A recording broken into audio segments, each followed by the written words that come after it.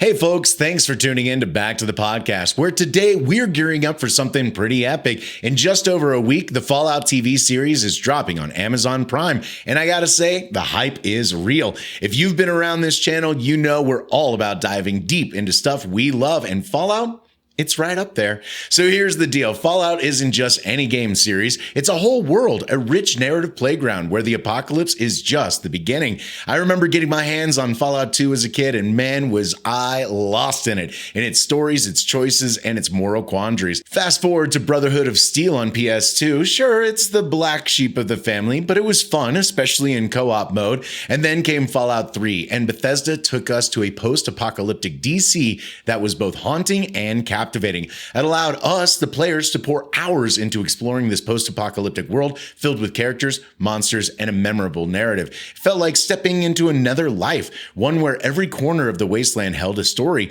and who could forget New Vegas?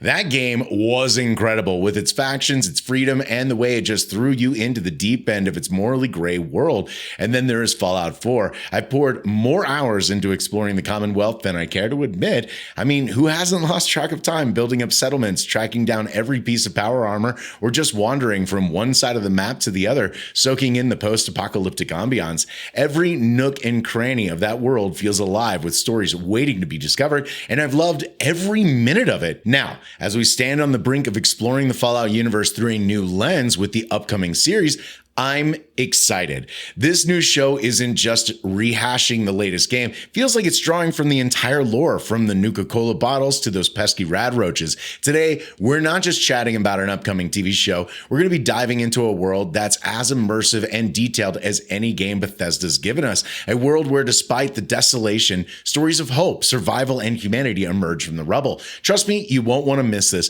Welcome, friends, to our special episode. So let's unravel the mysteries of the Fallout universe together. So grab your Pip-Boy and an ice-cold Nuka-Cola, because we're about to take a deep dive into the top 10 things you need to know before the Fallout TV series premieres. Number 1, the alternate history. Diverging from our history shortly after the end of World War II, the Fallout universe embarked on a path not taken, where the atom became the cornerstone of a new American dream.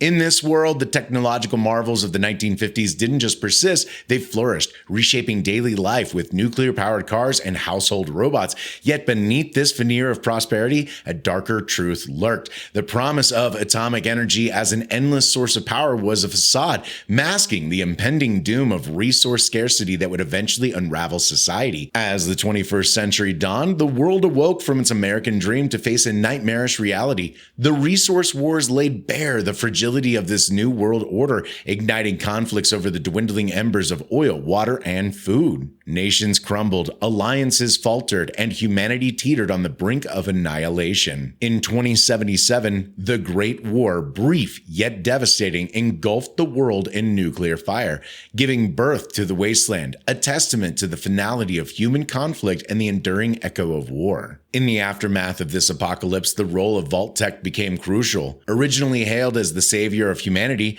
Voltech's vaults were meant to be shelters from nuclear fallout. Yet, as survivors would soon discover, these vaults were more than mere sanctuaries. They were the stages for some of mankind's most unethical social experiments, from psychological trials to tests of survival in the harshest conditions. The true purpose of these vaults varied wildly, each a unique exploration of human behavior under extreme duress. As we step into the world of the Fallout TV series set against the backdrop of the ruins of Los Angeles and the mysterious Vault 33, Voltech's shadow looms large. This series promises to delve deep into the lore of the vaults, exploring the dark experiments and the legacy of a corporation that shaped the fate of humanity in the wasteland. Number 2, Voltech. Speaking of Voltech, before the atomic fire that reshaped the world, Voltech was presented as humanity's best hope for survival. Through their cheerful, optimistic ads, they promised a life of utopian underground living, a safe haven where families could wait out the nuclear fallout and emerge to reclaim the world.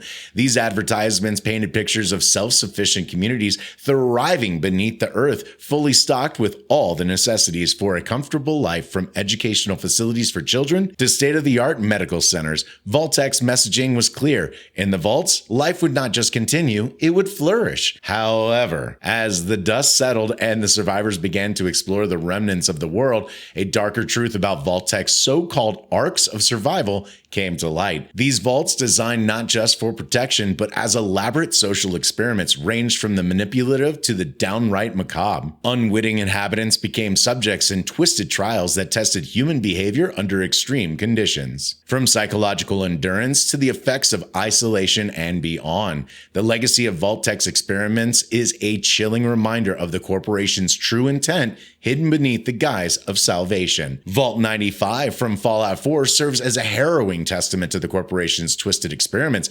On the surface, its mission appeared almost humanitarian. Established as a rehabilitation clinic for those suffering from chem addiction, it promised a sanctuary where individuals could conquer their addictions amidst the apocalypse. This veneer of altruism, however, concealed a far more sinister reality. While the Vault's detoxification program initially reported remarkable success, the seeds of its downfall were sown from its very inception, hidden within its walls as a vast stockpile of chems and alcohol, intentionally placed there by Voltech. After 5 years, a sleeper agent among the residents was to discover this hoard, a calculated move designed to test the limits of human will and community resilience.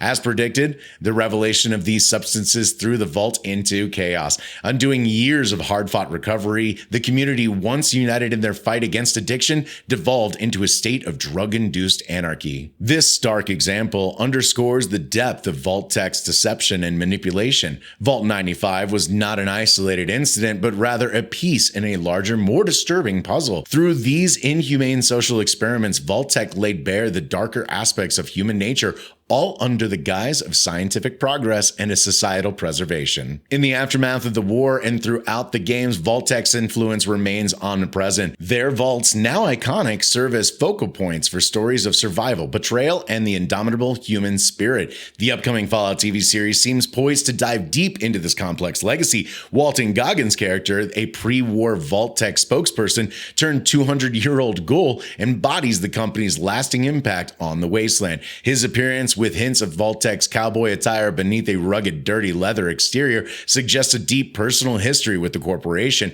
offering a unique perspective on its rise and fall. Vault 33, from which our main character emerges, brings us echoes of Fallout 3's poignant beginning, growing up in the safety of the Vault, surrounded by family and community, only to be thrust into the harsh realities of the Wasteland by unforeseen events. As Lucy is set on her journey, we may uncover more about the nefarious plans of the Voltech Corporation, revealing the depths to which they manipulated the fate of those they promised to protect. Number 3. Vault 33. Taking a closer look at the new vault introduced for the show, Vault 33, set in the ruins of Los Angeles, we are ushered into the world that serves as the backdrop for our protagonist, Lucy McLean. She's the daughter of the Vault's overseer, played by Kyle MacLachlan, known within their subterranean community as Overseer Hank.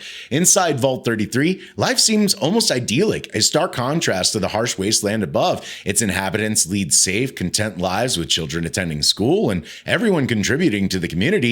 It's a slice of utopia carefully preserved away from the chaos of the outside world, and the attention to detail in depicting Vault life feels like it's been lifted straight from the games.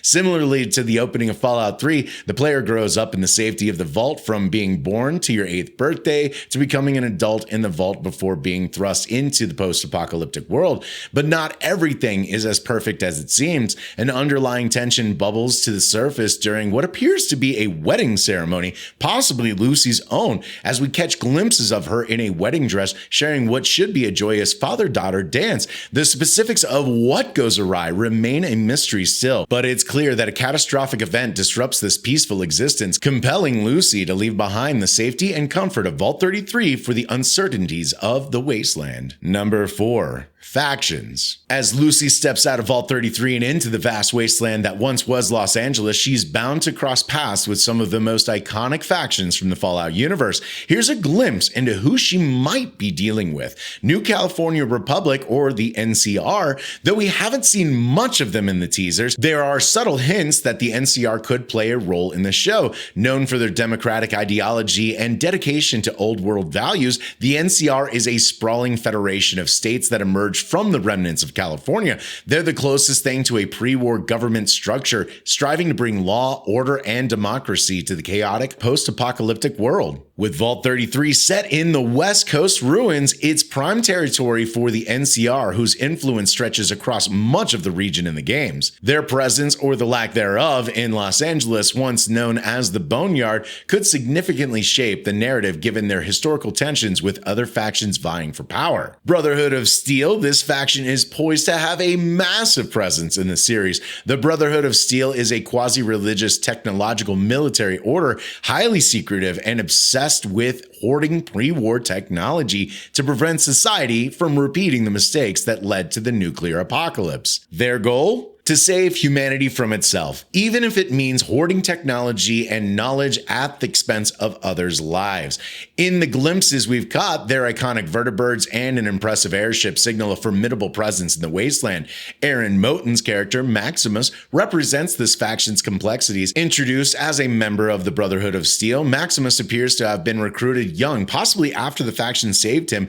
Life within the Brotherhood is shown as strictly militaristic, with a rigid hierarchy that often pits members against each other for rank and influence.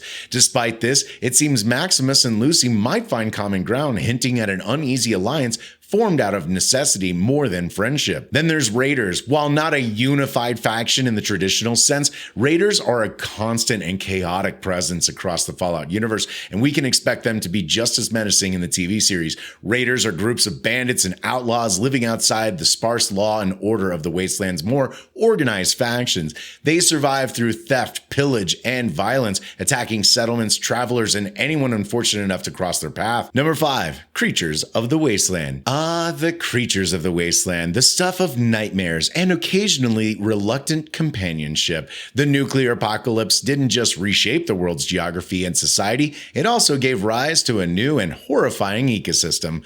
Radiation, alongside the various experiments before and after the bombs fell, has twisted familiar animals into monstrous versions of their former selves. Here's a rundown of what's lurking out there, including the critters we've spotted so far in the trailers. Radroaches. Think of your standard cockroach, then imagine it the size of a small dog. Aggressive and radiated. That's a radroach for you. These pests are more of a nuisance than a real threat, but in swarms they can be deadly. It's like someone took your average pest problem and turned the dial up to post-nuclear. Rad scorpions. Imagine scorpions. Now supersize them, make them nearly bulletproof, and allow them to burrow and ambush unsuspecting travelers. Welcome to the world of rad scorpions. Their venom is as nasty as their temperament, making them a formidable foe in the Wasteland. Brahmin. Brahmin are essentially two-headed cows, serving as a primary source of meat, milk, labor, and leather for Wastelanders. They're a bit of a symbol of the new world, bizarre but oddly functional. Mole rats. Forget the small, blind creatures you're thinking of. Mole rats in the Fallout universe are large, aggressive, and have a tendency to burst from the ground right beneath your feet. They're a common sight, and while not the toughest critters out there, they're certainly not the welcoming committee you want. Deathclaws, the apex predator of the Wasteland. Imagine a mix between a tyrannosaur and a velociraptor, then add in some chameleon for good measure, and you've got yourself a Deathclaw. They're fast, incredibly tough, and have a penchant for tearing through armor and flesh alike. Encountering one is a quick way to end your Wasteland wanderings. Yaguai, mutated bears that are as cuddly as a cactus. These beasts are aggressive, strong, and surprisingly fast. They're the result of radiation, possibly experiments turning once majestic creatures into relentless killing machines. Super mutants. Even though the previews haven't shown any super mutants yet, they're a massive part of the Fallout lore. These behemoths are what you get when you mix humans with the forced evolutionary virus, or FEV, turning them into towering mutants. The old world scientists dreamed up this virus, aiming to create super soldiers. In the games, super mutants range from being lone wanderers to forming societies with a strict pecking order. They're often seen as the bad guys, mainly because they can't resist turning more humans into one of them. But it's not all black and white. Some super mutants have more complex stories, showing us the tragedy of what they've become. Now, we haven't seen these guys in the series sneak peeks, but the Fallout universe wouldn't feel complete without them. Now, what we've seen in the trailer: radroaches, check, the classic introduction to Fallout's mutated creatures. Yaguai, there's a glimpse of what looks like these mutated bears, hinting at the variety of dangers lurking, we see a bit of a fight between one and what appears to be Maximus in power armor. Gulper. This is a new one for many. Gulpers are mutated salamanders originally from the game Fallout 76, and their inclusion here hints at a diverse and terrifying array of wildlife for Lucy and company to contend with. The Wasteland's creatures are more than just threats, they're a constant reminder of the world's transformation. From the humble radroach to the terrifying Deathclaw, each mutated creature tells a story of survival, adaptation, and the unexpected consequences of a world reborn through nuclear fire. Number 6. The dual identity of Walton Goggins' character. In the upcoming Fallout TV series, Walton Goggins takes on a role that's as intriguing as it is complex, portraying a ghoul who has lived through centuries of post-apocalyptic existence. Goggins' character embodies a fascinating duality. He is not only a ghoul, a being forever marked by the nuclear fallout, but also carries the memories and identity of his pre-war life as Cooper Howard, an actor and Voltech spokesperson. This gives us a rare glimpse into the stark contrast between the world before the bombs fell and the harsh reality that followed. Ghouls in Fallout lore. So what are ghouls in Fallout lore? To understand Goggins' character, we need to dive into the lore of ghouls within the Fallout universe. Ghouls are humans who have been transformed by intense exposure to radiation. This transformation grants them a longer lifespan, immunity to the harmful effects of radiation, and unfortunately a visage that's far removed from their once human appearance. While some ghouls retain their human consciousness and intellect, others have succumbed to the ravages of radiation on their minds, turning into feral ghouls, aggressive and devoid of any remnants of their former selves. Goggins' character falls into the former category, a ghoul who has managed to preserve his humanity. However, his centuries-long existence in the Wasteland has undoubtedly shaped him into a survivor of unparalleled experience. Once a spokesman for the now infamous Voltech Corporation, his pre-war life was filled with the glitz and glamour of Hollywood, a stark contrast to the desolate and dangerous world he navigates as a bounty hunter. Number 7. Companionship in the Wasteland. In the vast and often unforgiving expanse of the Fallout Wasteland, companionship is not just a luxury, it's a necessity. The upcoming Fallout TV series seems set to explore this aspect in depth, mirroring the long-standing tradition of the video games where companions play a crucial role in the player's survival and emotional journey. Lucy's adventure appears to weave through a tapestry of relationships, highlighting the significance of allies in the barren landscape. From the earliest days of Fallout, companions have been more than mere aids in combat. They bring their own stories, moral dilemmas, and personalities into the mix, enriching the narrative and influencing the player's decisions and interactions. Number 8. Scavenging for survival, food, and old world products. In the Fallout universe, scavenging isn't just a means of survival, it's a way of life. The remnants of the old world offer a tantalizing glimpse into the past, with products like Nuka-Cola, sugar bombs, and Instamash becoming rare treasures in the Wasteland's desolate landscape. These iconic items, once commonplace and taken for granted, now serve as a vital resource for those brave or desperate enough to venture into the ruins in search of sustenance. However, the scarcity of food has driven some to extremes. Cannibalism, a dark and taboo subject, emerges as a grim reality in the Wasteland. It's a stark reminder of the desperate measures people are willing to take to survive in a world where the rules of society have broken down. This series has the potential to delve into these macabre choices, challenging viewers to confront the moral complexities of survival in a post-apocalyptic setting. Number 9. Wasteland wardrobe and weaponry wonders. In the upcoming Fallout TV series, the transition from the clean lines of Vault 33's jumpsuits to the rugged, improvised armor of the Wasteland is more than just a costume change. It's a survival statement. The series nails the aesthetic, with outfits and gear that could have been plucked right from the game. It's like watching your screen come to life, with each detail meticulously crafted to match the Fallout universe's distinctive style. The power armor and laser guns, iconic symbols of Fallout's blend of futuristic warfare and retro-futuristic design, make their way onto the screen with astonishing accuracy. Seeing these behemoths on the battlefield and high-tech armaments in action isn't just exciting, it's a testament to the series' commitment to faithfully recreating the game's universe. Number 10. The currency of the Wasteland, bottle caps. Amid the desolation and decay of the post-apocalyptic world, Fallout's economy thrives on an unexpected medium of exchange: bottle caps. Yes, those little metal tops that once sealed your favorite beverages have become the gold standard in the Wasteland's market. This quirky currency system is more than just a nod to the resourcefulness of survivors. It's a testament to the detailed world building that makes Fallout uniquely captivating. In the TV series, we're likely to see bottle caps clinking in the pockets of traders, mercenaries, and wanderers alike. This choice of currency speaks volumes about the value system that has emerged from the ashes of the old world. It's a symbol of survival, ingenuity, and the strange normalcy that has taken root among the ruins. And there we have it, folks, our top 10 essentials to gear you up for the upcoming Fallout TV series on Amazon Prime. As we stand on the brink of this new journey into the Wasteland, our excitement levels are off the charts. From the murky politics of post-apocalyptic factions to the terrifying encounters with mutated creatures, and not forgetting the struggle for survival through scavenging and crafting, this show promises to be an epic exploration of the Fallout universe. But what about you? What are you most looking forward to seeing brought to life from the game in the show? Are there specific elements or Easter eggs you're hoping will make an appearance? Drop your thoughts in the comments below. We'd love to hear what's got you ticking with anticipation. If you've enjoyed this dive into the Fallout world and are eager for more content like this, consider hitting that subscribe button. We've got new content rolling out every week, and you won't want to miss what's next, especially with April 11th just around the corner. Thanks for tuning in to this special episode here on Back to the Podcast. The Wasteland awaits us, and I, for one, can't wait to explore every radioactive inch of it.